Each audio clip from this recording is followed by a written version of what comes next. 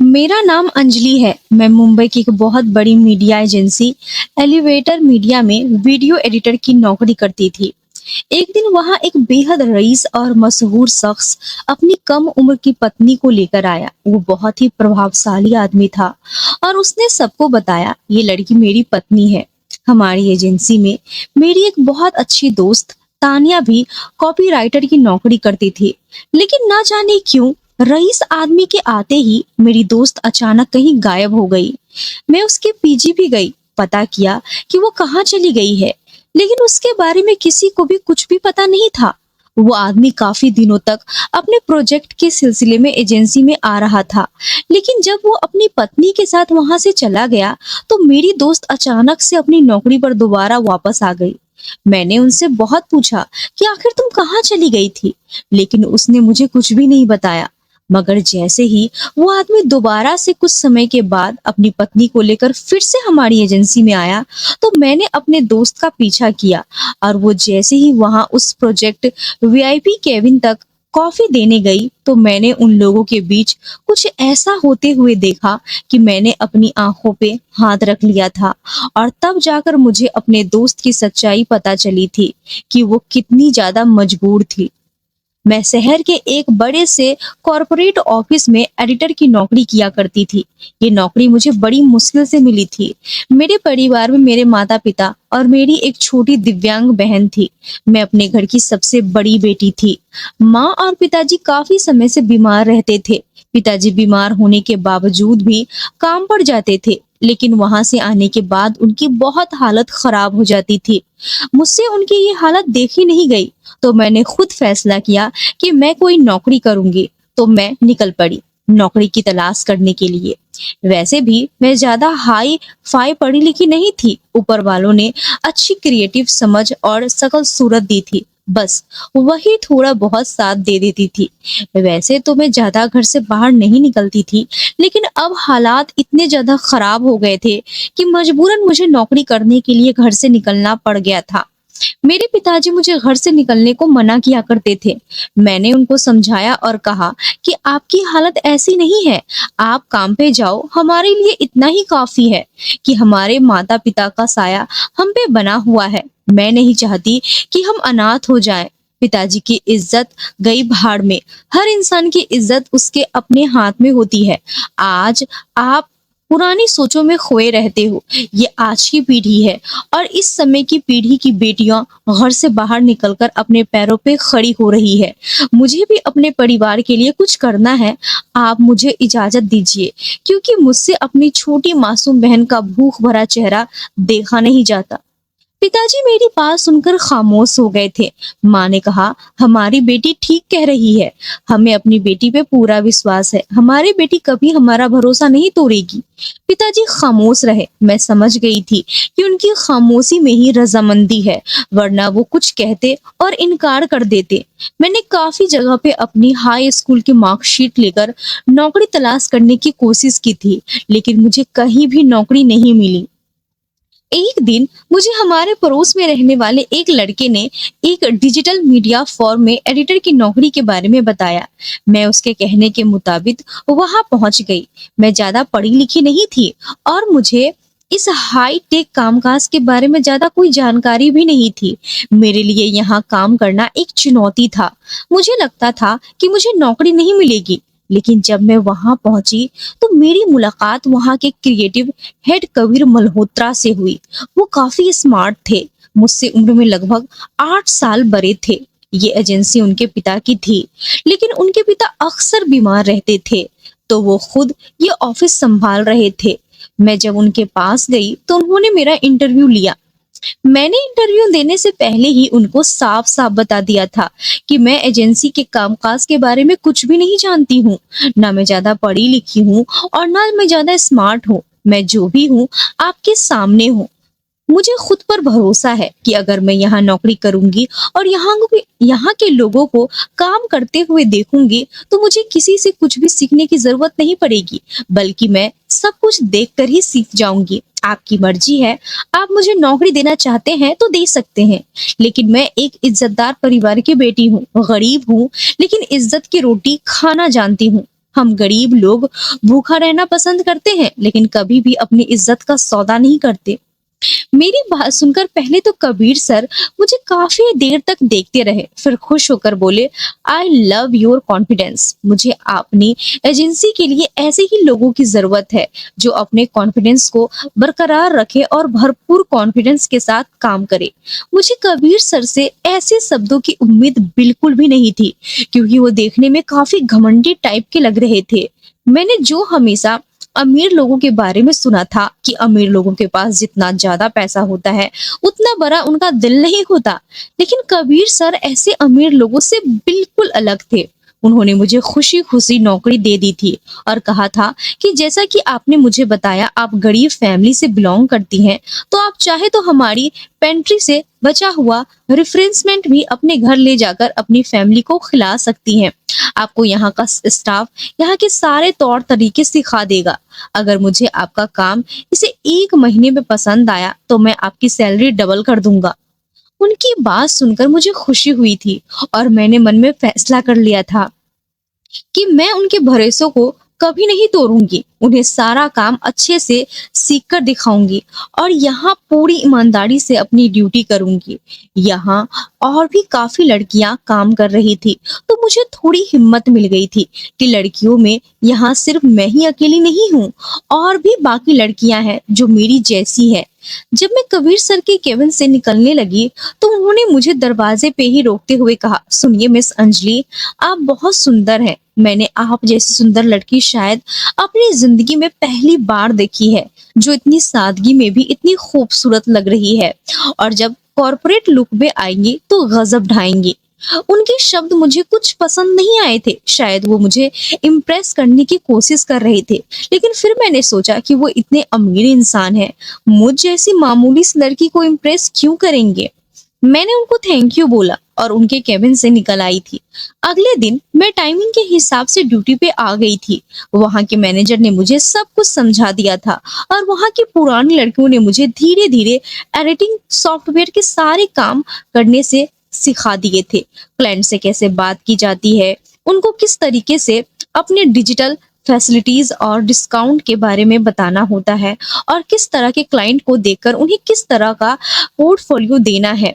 20 दिन में लगभग ऑफिस के सारे काम मैं सीख गई थी। मेरे पास कोई बड़ी डिग्री तो नहीं थी, लेकिन मुझे इतना तजुर्बा हो गया था कि मैं आगे भी यहाँ टिक कर काम कर सकती हूँ। कबीर सर को मेरी मेहनत और लगन पसंद आई थी, क्योंकि ये कोई मामूली ऑफिस नहीं था, शहर की सबसे बड़ी एजेंसी थी जहां लगभग सारे ही वेल ट्रेंड प्रोफेशनल काम करते थे। मेरे यहाँ के स्टाफ से काफी अच्छी दोस्ती हो गई थी। लगभग सभी लोग मुझे बहुत अच्छे से जान गए थे। वक्त गुजरता गया, मेरी इस नौकरी से धीरे धीरे मेरे घर के हालात भी बदलने लगे। मेरे माता पिता मेरे इस काम से बहुत खुश हुए थे।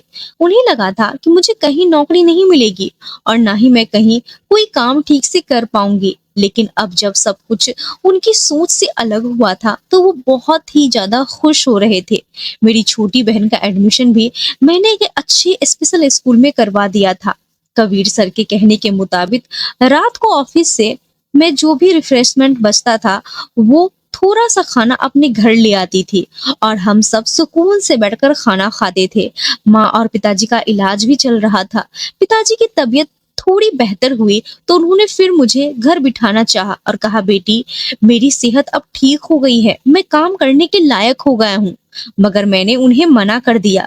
वो मजदूर थे और मैं नहीं चाहती थी कि वो दोबारा मजदूरी करके अपने शरीर को कमजोर कर ले। ऊपर वाले की कृपा से अब तो वो थोड़े कुछ सेहतमंद हुए थे और माँ के चेहरे पे भी खुशहाली आ गई थी।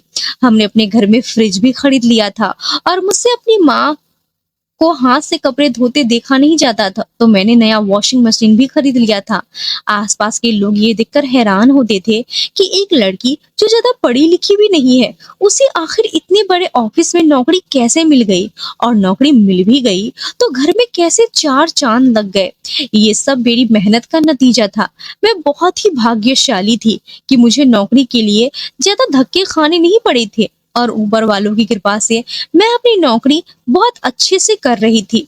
वक्त गुजरता गया और मुझे ऑफिस में नौकरी करते हुए लगभग 6 महीने गुजर गए थे।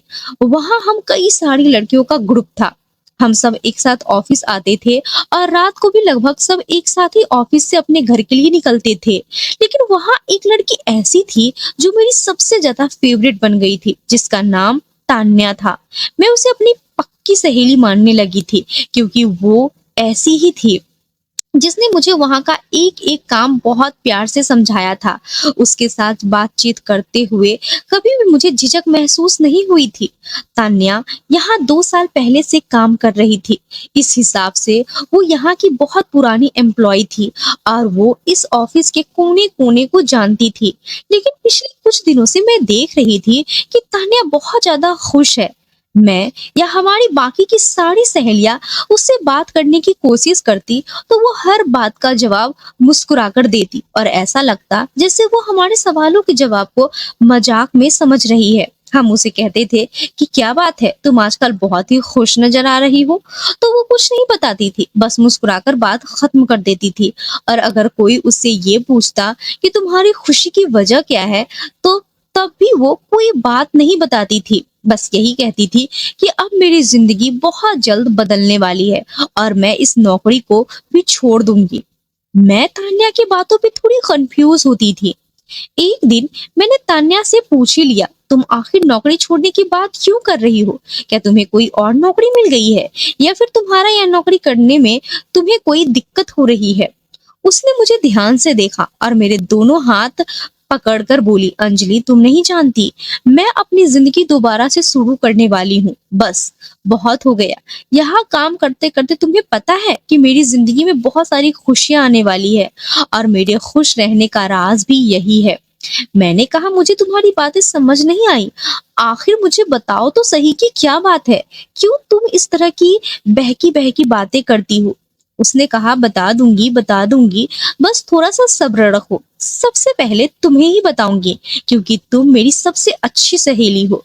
बस फिर उस दिन के बाद से मैंने तान्या से कोई भी सवाल करने बंद कर दिए, क्योंकि वो बातें कम और पहेलियां ज्यादा बुझाने लगी थी।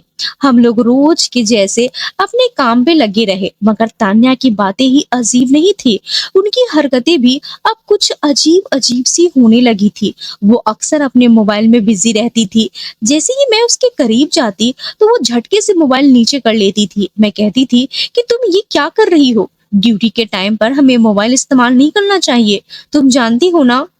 तान्या घबरा जाती और बोलती कि नहीं, मैं तो बस घर पे बात करने की कोशिश कर रही थी, मगर मम्मी का नंबर ही नहीं लग रहा। चलो, आइंदा ध्यान रखूंगी। मैंने अनजाने में उस तान्या पे नजर रखनी शुरू कर दी थी। मुझे ऐसा लगता था जैसे वो अपनी पर्सनल लाइफ में कुछ गलत कर रही है। उसकी बातें और उसके अंदाज बहुत अलग होते जा रहे थे। वो हम सारे स्टाफ के लोगों के साथ बहुत अच्छे से पेश आती थी, हमारे साथ बैठकर बातें करती थी, खाना खाती थी। लेकिन अब उसने हमसे एक सीमित दूरी तय कर ली थी और रात को वो टाइम से पहले ही ऑफिस से निकल जाती थी और हम में से किसी से भी कहकर जाती थी कि सर से कहना मुझे एक जरूरी काम आ गया है।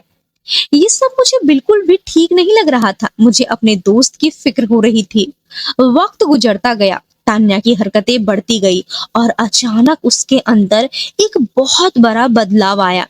वो तान्या जो हमेशा हंसती रहती थी, मुस्कुराती रहती थी और खुश रहती थी, और ना जाने कहाँ खोई खोई रहती थी। अब पता नहीं उसे ऐसा क्या हुआ कि वो उदास रहने लगी। एक सुबह जैसे ही मैं ऑफिस पहुंची तो मैंने देखा कि तान्या अभी तक नहीं आई है।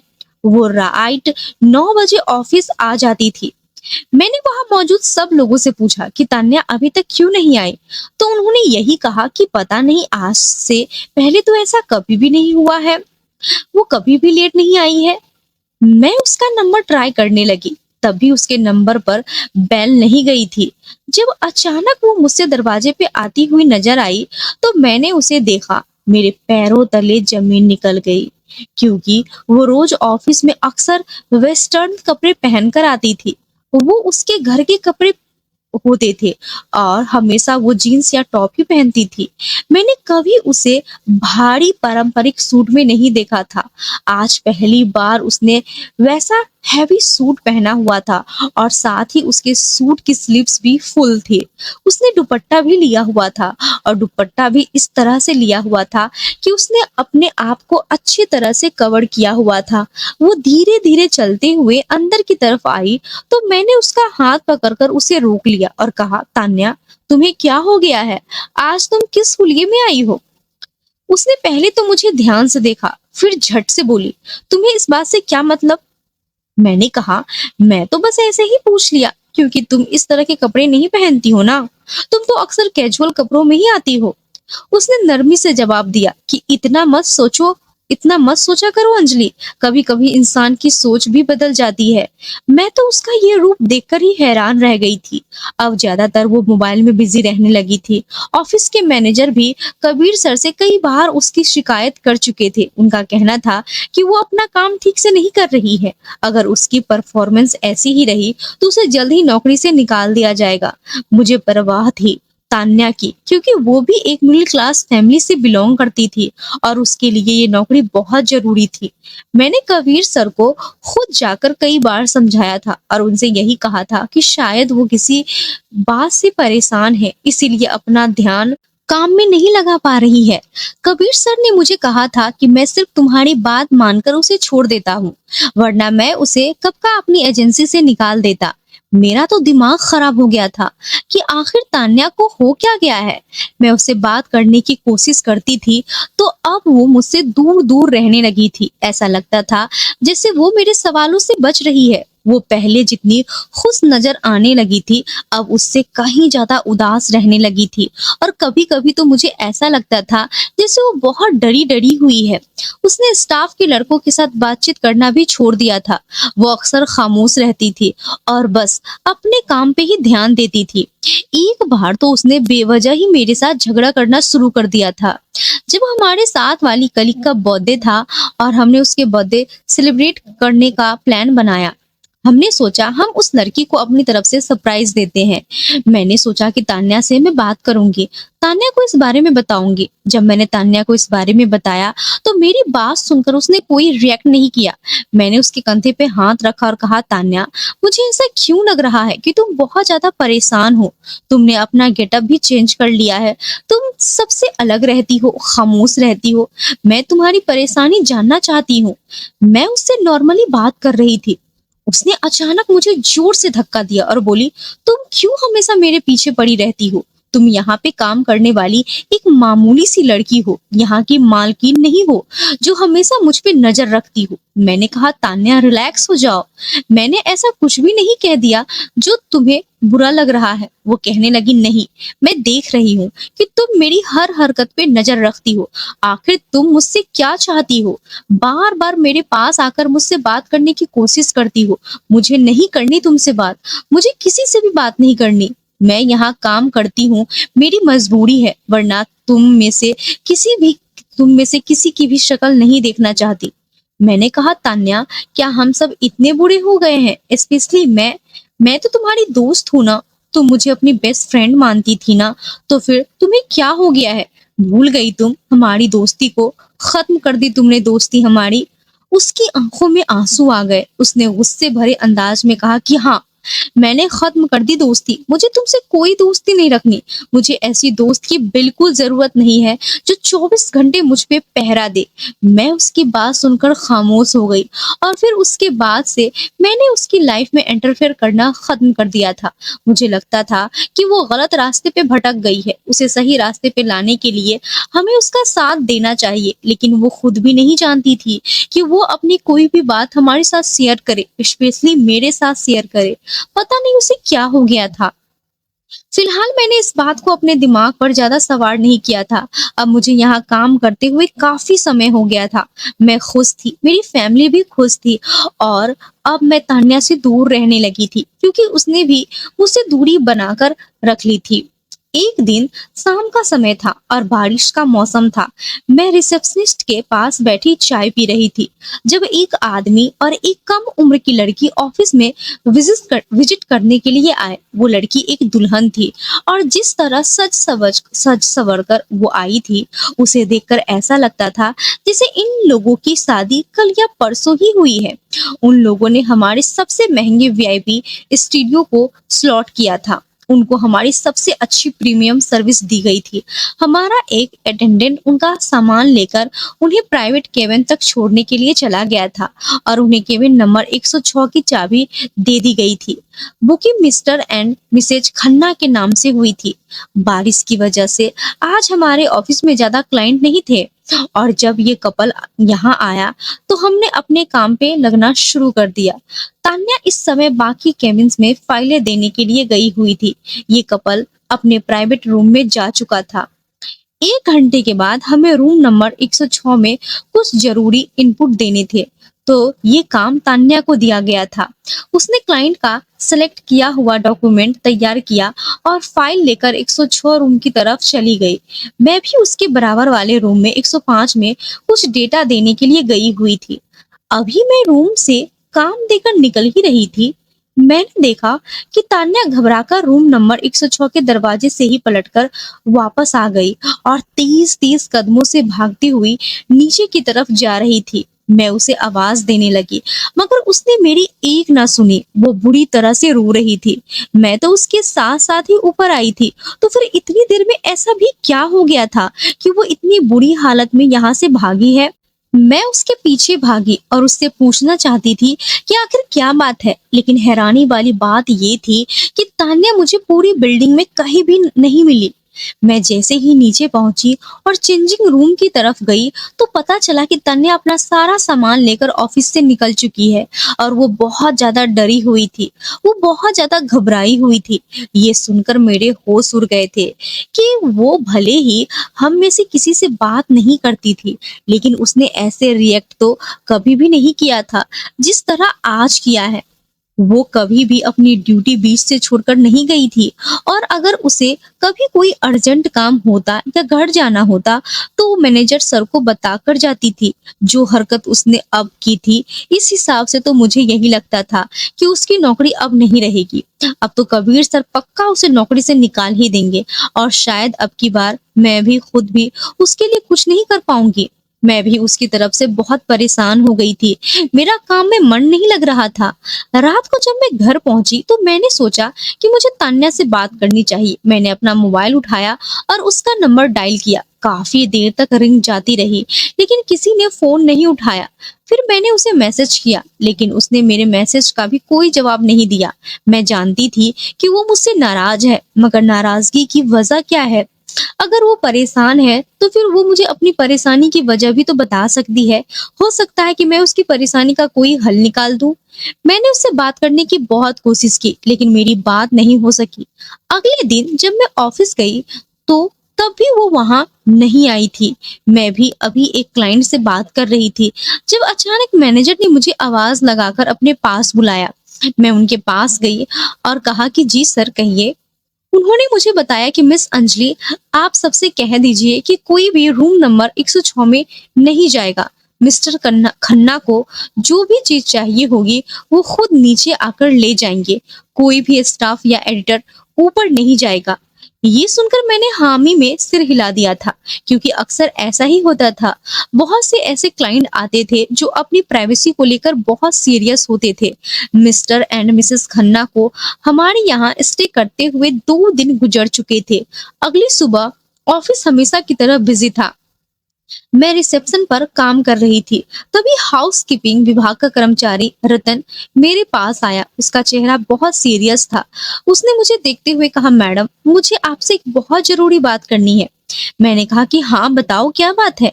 रतन ने इधर उधर देखा, फिर धीरे से बोला, रूम नंबर 106 वाले क्लाइंट के बारे में, यानी मिस्टर खन्ना का कमरा। मैंने कहा तो वो बोला, मैडम रात लगभग 2 बजे के टाइम पर वो ऑफिस के पिछले गेट से बाहर गए थे। मैंने कहा तो इसमें कौन सी बड़ी बात है, उनका कोई जरूरी काम होगा। रतन ने कहा, मैडम लेकिन उनके कपड़ों पर गीली मिट्टी लगी हुई थी। मैंने कंधे उचकाकर कहा, शायद वो कहीं गिर गए होंगे। रतन, तुम ये किस तरह की बातें कर रहे हो? हम यहाँ अपनी नौकरी करने आते हैं, क्लाइंट्स पे नजर रखने के लिए नहीं। मेरी बात सुनकर रतन कुछ देर के लिए खामोश हो गया, फिर बोला, मैडम, ये आदमी मुझे ठीक नहीं लगता, क्योंकि इस आदमी ने रूम में रिफ्रेशमेंट मंगवाया तो मैं नाश्ता लेकर चला गया। मैं दरवाजा नॉक कर रहा था जब मुझे अंदर से किसी लड़की के चीखने की जोर जोर से आवाज आ रही थी, और जब मैंने दोबारा से दरवाजा बजाया तो अचानक से शांति हो गई। वो आदमी दरवाजे पे आया और उसने वहां से सामान ले लिया, मुझे अंदर भी नहीं आने दिया। मैं खामोश हो गई। मैंने कहा कि अच्छा ठीक है, तुम जाओ और अपना काम करो। मैं सोच में पड़ गई थी। मुझे याद आया कि उस दिन तान्या भी तो बहुत बुरी तरह से रोती हुई वहां से भागी थी। आखिर उसने क्या देखा था? तान्या का अभी तक कोई पता नहीं था। इतनी ही देर में वो दोनों पति पत्नी लिफ्ट से बाहर आए। मैंने जब उस लड़की का चेहरा देखा तो मैं हैरान रह गई, क्योंकि उसका चेहरा बहुत बदला हुआ था और वो कुछ परेशान सी नजर आ रही थी। उसकी आंखें भी सूजी हुई थी, जैसे वो पूरी रात रो रही हो। उस लड़की ने एक नजर मेरी तरफ देखा। मुझे उसकी आंखों से देखकर ऐसा लगा जैसे वो मुझसे मदद की पुकार कर रही है, जैसे वो कुछ कहना चाहती हो लेकिन कह नहीं पा रही है। उसके पति ने उसका हाथ पकड़ा और उसे लेकर बाहर चला गया था। वो लोग अपनी गाड़ी में बैठकर न जाने कहाँ चले गए थे। शाम को मैं जल्दी घर चली गई थी। मैंने फैसला किया था कि मैं तान्या से बात करूंगी। आखिर उसे क्या हुआ है? आखिर ये सब कुछ क्या है? क्यों वो दोनों पति पत्नी को देखकर वहां से भाग गई थी? और उसने ऐसा भी क्या देख लिया था? और जो रतन मुझे बता रहा था, क्या वो सब सच था? क्या उसने सच में किसी की चीखने की आवाज सुनी थी? हो सकता है तान्या किसी बात से डर गई है। मैं तान्या से मिलने के लिए उसके घर गई। मैंने उसकी माँ से मुलाकात की और उनसे कहा कि मुझे तान्या से मिलना है। वो कहाँ है? क्या वो अपने कमरे में है?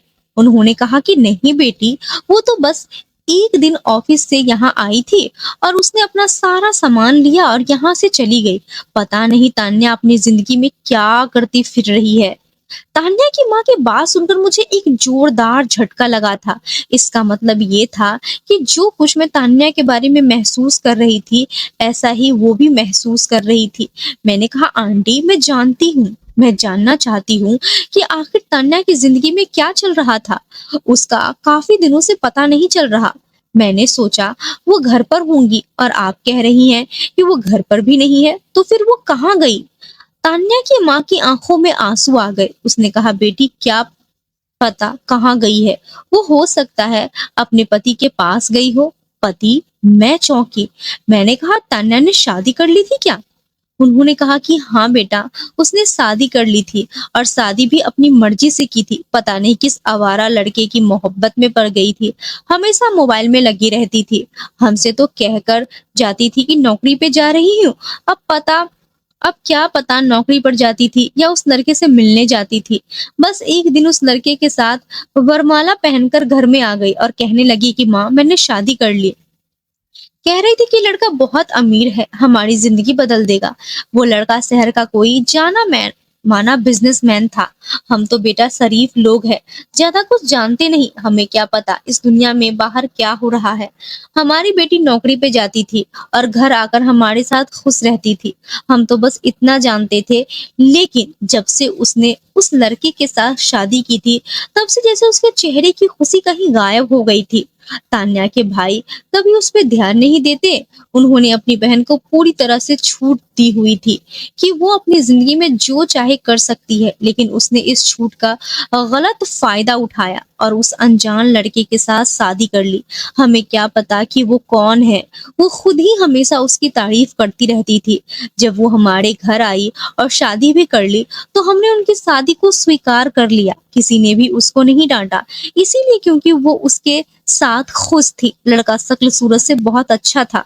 हमने सोचा कोई बात नहीं, हमारी बेटी उसके साथ खुश है, और फिर वो लड़का भी अमीर है, हमारी बेटी को हमेशा खुश रखेगा।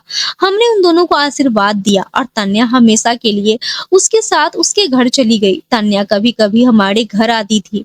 हमें लगा कि शादी के बाद वो नौकरी छोड़ देंगी, लेकिन उसने तो नौकरी भी नहीं छोड़ी।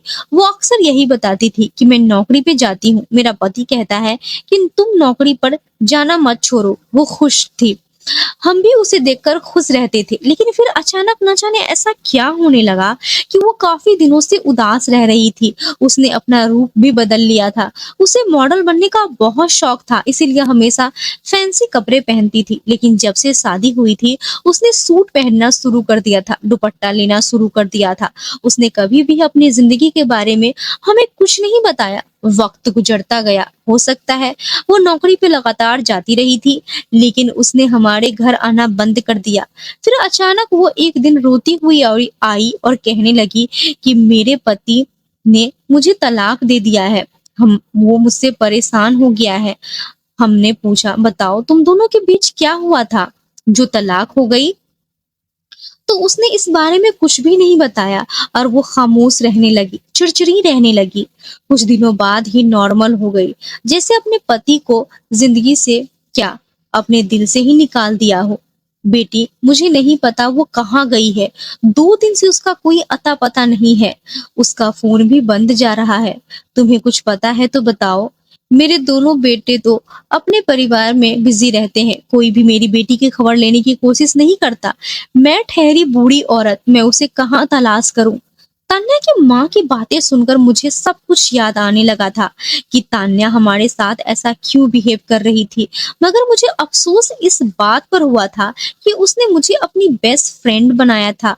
उसने मुझे अपनी जिंदगी के इतने अहम हिस्से के बारे में भी नहीं बताया। उसने ना मुझे ये बताया कि वो किसी लड़के से प्यार करती थी और ना ही ये बताया कि उसके साथ शादी भी वो कर ली थी। मैंने आंटी को तसल्ली दी और कहा कि मैं तान्या को ढूंढ लूंगी, आप फिक्र मत कीजिए। पता नहीं क्यों मुझे ऐसा लग रहा था जैसे ऑफिस में होने वाले किस्से और तान्या की हरकतें, ये सब आपस में कहीं ना कहीं अटैच हो रही है।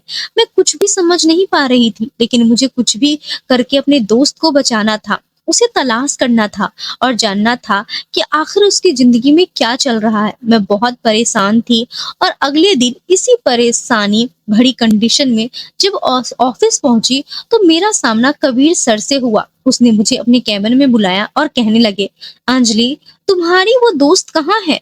तुम्हारी नौकरी तुम अभी तक बचा रही हो? वो खुद नौकरी छोड़कर चली गई है। अब मैं तुम्हारी कोई मदद नहीं कर सकता। अब अगर वो यहाँ नौकरी करने आई तो मैं उसे नौकरी भी नहीं दूंगा। मैंने सर की तरफ देखा और कहा, सर, मुझे कुछ भी ठीक नहीं लग रहा। उन्होंने कहा, क्या ठीक नहीं लग रहा? तुम ये कैसी बातें कर रही हो? मैंने कहा, सर, तान्या ऑफिस से रोती हुई भागी थी और फिर वो ना तो अपने घर पहुंची और ना ही उसका नंबर लग रहा है। पता नहीं वो कहाँ गायब हो गई है। सर, प्लीज आप कुछ कीजिए। उसका परिवार ऐसा नहीं है कि वो उसे तलाश कर सके। मैं नहीं चाहती कि उसके परिवार के साथ कुछ गलत हो जाए। सर, मुझे आपकी मदद की जरूरत है। मैं चाहती हूँ कि आप मेरी दोस्त को ढूंढ निकालिए। मेरी बात सुनकर कबीर सर खामोश हो गए, फिर कहने लगे कि अच्छा ठीक है, तुम परेशान ना हो, मैं तुम्हारे लिए तान्या को ढूंढने की कोशिश करता हूँ। उन्होंने मोबाइल उठाया और अपने कुछ पुलिस इंस्पेक्टर दोस्तों को फोन मिलाया और तान्या की जांच पड़ताल शुरू कर दी। तान्या को गुमशुदा हुए 3 दिन गुजर चुके थे, जिस पर उसकी रिपोर्ट भी बनती थी। 24 घंटे के बाद ही तान्या का पता चल गया था। वो किसी हॉस्टल में थी। जब हमें हॉस्टल का पता चला तो मैं वहां गई। तान्या हॉस्टल के कमरे में दुबकी बैठी थी। उसकी हालत देखकर तो मेरे होश उड़ गए थे। वो बहुत ज्यादा डरी हुई थी। मुझे अचानक इस तरह देखकर वो घबरा गई और कहने लगी, तुम्हें मेरे बारे में किसने बताया कि मैं यहाँ हूँ? मैंने कहा, तान्या, तुम्हें क्या हो गया है? मैं तुम्हें ढूंढने के लिए आई हूँ। आखिर तुम ये सब क्या करती फिर रही हो? क्या हो गया है तुम्हें? तुम मुझे कुछ बताती क्यों नहीं हो? मैं तुम्हारी मदद करूंगी। तान्या रोते हुए कहने लगी, वो आ जाएगा, वो मुझे जिंदा नहीं छोड़ेगा। वो बहुत ही खतरनाक इंसान है। वो ऑफिस तक पहुंच गया है। मैंने कहा, तुम किसकी बात कर रही हो? तान्या, मुझे बताओ। तान्या मेरे गले से लिपट गई। मैं उसे तसल्ली देने लगी, लेकिन अचानक मेरी नजर उसकी गर्दन पे गई, जहां पर नील के निशान थे। मैंने कहा, तान्या, ये तुम्हारी गर्दन पर किस तरह के निशान है? उसने कहा, अंजलि, पहले तुम वादा करो, किसी को इस बारे में कुछ नहीं कहोगी। मैंने कहा, ठीक है, मैं किसी से कुछ भी नहीं कहूंगी। मैंने उसे नहीं बताया था कि मैं पुलिस के थ्रू यहाँ तक पहुंची हूँ। मैं नहीं चाहती थी कि वो और भी ज्यादा डर जाए। फिर तान्या ने मुझ पर भरोसा किया और फिर सब कुछ बताया कि वो किस तरह उसके प्यार में गिरफ्तार हुई थी और उसने उसे अपनी बातों में ले लिया था। उसने उसके साथ शादी तो कर ली थी, लेकिन शादी के बाद जब वो उसे अपने घर लेकर गया था तो उसने उसे मारना पीटना शुरू कर दिया। वो रूप देखकर वो घबरा गई थी। उसने बताया कि वो इंसान रात को अकेले कमरे में दरिंदा बन जाता था, लेकिन दिन की रोशनी में एक ऐसा शरीफ इंसान बन जाता था जिसकी पहचान बिल्कुल अलग है। मैंने कहा, वो इंसान कौन है? तुम मुझे उसके बारे में बताओ। तान्या ने कहा कि वो वही इंसान है जो हमारे ऑफिस में कमरा नंबर 106 में आया था।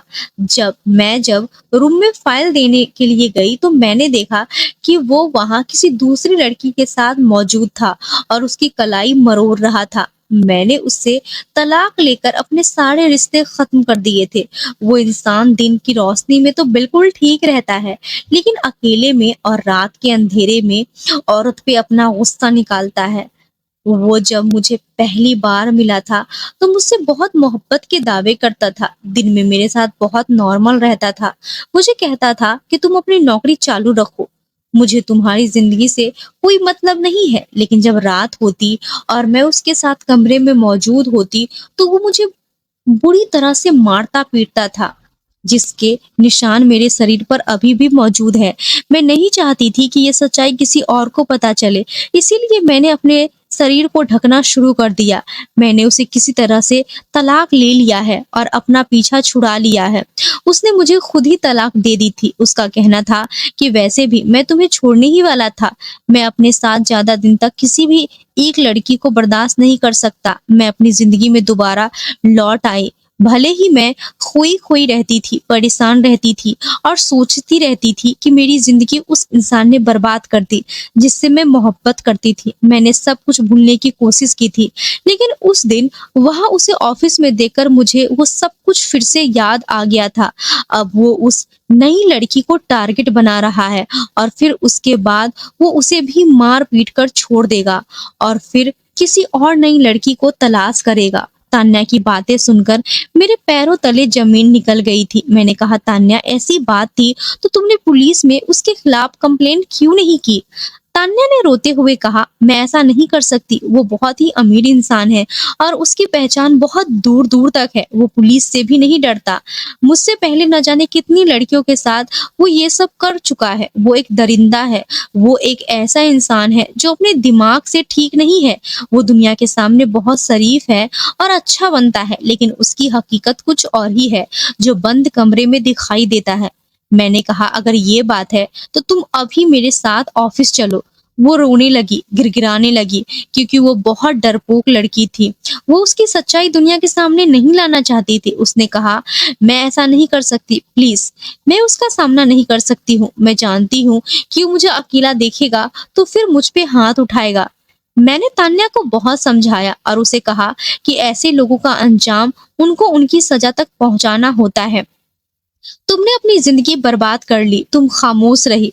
तुमने किसी को कुछ भी नहीं बताया, लेकिन तुम क्या चाहती हो कि तुम्हारी तरह बाकी लड़कियों की भी जिंदगी बर्बाद हो? मेरी बात सुनकर वो खामोश रही। उसने कोई जवाब नहीं दिया। फिर कुछ देर बाद बोली, नहीं, मैं ऐसा नहीं चाहती। मैं नहीं चाहती कि जो मुझ पे गुजरी हो वो हर लड़की पे गुजरे। मैंने कहा, तो फिर तुम्हें आवाज उठानी होगी। तुम्हें जुल्म के खिलाफ लड़ना होगा। आखिर तुम ऐसे कब तक उससे डरती रहोगी?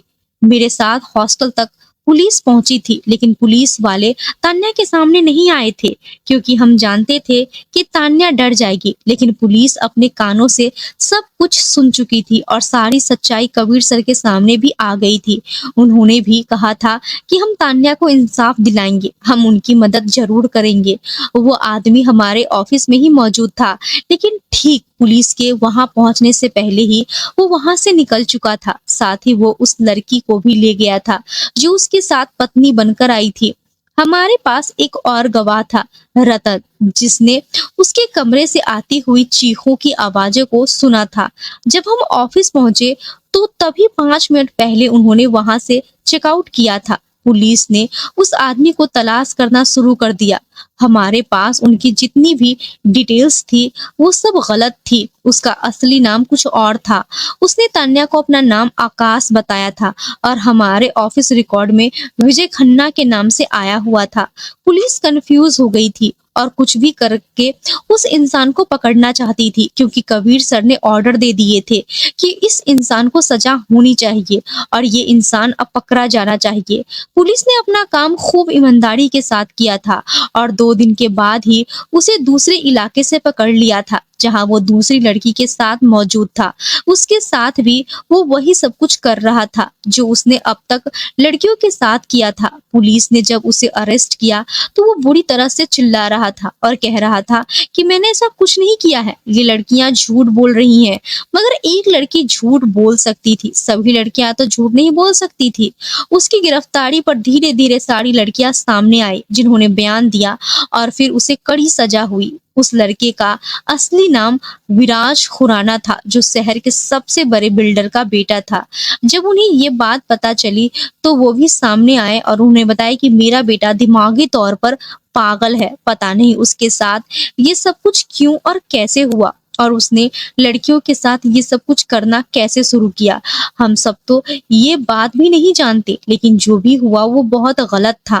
हम अपने बेटे को नहीं बचाएंगे। सारे सबूत और गवाहों के मुताबिक विराज खुराना को जेल हो गई। तान्या और उन बाकी सारी लड़कियों को इंसाफ मिल गया जिन्होंने अपने शरीर की कुर्बानी दी थी। साथ ही एक इंसान और था जिसने हमारी मदद की थी और वो इंसान कोई और नहीं बल्कि कबीर सर थे, जिनकी वजह से ये सब कुछ हुआ था।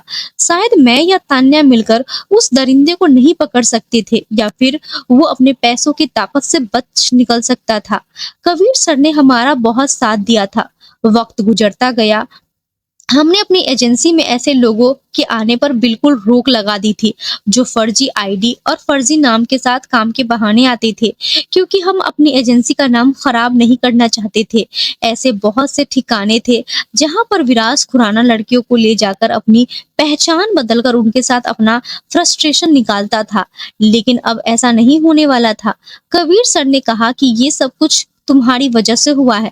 तुमने मुझे तान्या के बारे में बताया, तुमने तान्या को तलाश करने की कोशिश की। अगर तुम भी उसे तलाश नहीं करती, उसे उसके परिवार की तरह नजरअंदाज कर देती, तो आज न जाने वो अपनी जिंदगी के साथ क्या कर बैठती। कबीर सर ने मेरी प्रशंसा की तो मैं खुश हुई थी। तान्या ने अपनी फिर से नौकरी ज्वाइन कर ली थी और अब वो डर के साथ नहीं बल्कि खुशी खुशी पहले की तरह काम कर रही थी। ऑफिस की सारी ही लड़कियां को सतर्क कर दिया गया था कि ऐसे लोगों से सावधान रहे और तान्या को समझाया गया था कि जुल्म को खामोशी के साथ बर्दाश्त नहीं करना चाहिए, बल्कि जुल्म के खिलाफ आवाज उठानी चाहिए। आज अगर हम खामोश रहेंगे तो आगे दरिंदे और हमारा फायदा उठाएंगे। तान्या ने मुझसे अपने बुरे बिहेवियर के लिए माफी मांगी थी। जब वो अपने घर पहुंची तो उसकी माँ बहुत ज्यादा खुश हुई थी। उन्होंने अपनी बेटी को गले से लगा लिया था और कहा था कि बेटी आइंदा ऐसा कदम मत उठाना, जो भी करना हो अपने परिवार की मर्जी से करना। विराज खुराना का इलाज चल रहा है क्योंकि उसने अपनी बीमारी के चलते बहुत सी लड़कियों की जिंदगी खराब की हुई थी। लड़कियां खूबसूरत शक्ल के पीछे फिदा होकर उसकी घिनौनी हरकतों को नहीं जानती थी, क्योंकि अक्सर चेहरों के पीछे दरिंदे छुपे होते हैं जिनको हम नहीं देख पाते। तान्या की जिंदगी में तो सब कुछ ठीक हो गया था। मैं जानती थी कि जो जख्म उनके शरीर पर है वो तो खत्म हो जाएंगे, लेकिन जो दिल पे है उन्हें खत्म होने में अभी समय लगेगा। मैं उससे नाराज थी कि उसने अपने दोस्त को अपनी जिंदगी की खुशी और दुख में शामिल नहीं किया। अगर वो मेरे साथ ये सब कुछ शेयर कर लेती तो हो सकता है कि उस आरोपी को सजा बहुत समय पहले ही मिल जाती। एक दिन कबीर सर ने मुझे अपने कमरे में बुलाया। अब मेरी भी जिंदगी की असली शुरुआत होने वाली थी, क्योंकि कबीर सर ने मुझे प्रपोज किया था और कहा था कि मैं बहुत समय से तुम्हें पसंद करता हूँ, लेकिन कभी तुमसे कह नहीं पाया। मैं तुमसे शादी करना चाहता हूँ। मैंने कबीर सर का प्रपोजल एक्सेप्ट तो नहीं किया था। मैं नहीं जानती थी कि दुनिया ये कहे कि एक मामूली सी एडिटर ने अमीर इंसान को अपनी मोहब्बत के जाल में फंसा लिया। मैंने उनको इनकार कर दिया था, मगर वो बार बार मेरे दिल में अपने लिए जगह बनाने के लिए कुछ न कुछ ऐसा करते रहे कि मैं मजबूर हो गई।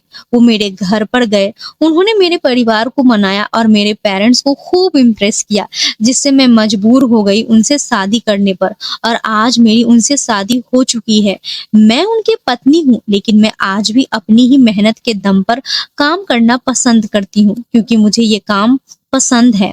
और मैं कभी अपनी जमीन नहीं भूलती। इंसान को कभी भी अपने अच्छे दिन आ जाने के बाद संघर्ष के दिनों को नहीं भूलना चाहिए। दोस्तों, उम्मीद करती हूँ आपको हमारी कहानी पसंद आई होगी। कहानी पसंद आई है तो वीडियो को लाइक करें, चैनल पे नए हैं तो चैनल को भी सब्सक्राइब करें और हाँ, नोटिफिकेशन बेल को जरूर दबाएं ताकि अगली अपडेट सबसे पहले आपको मिले।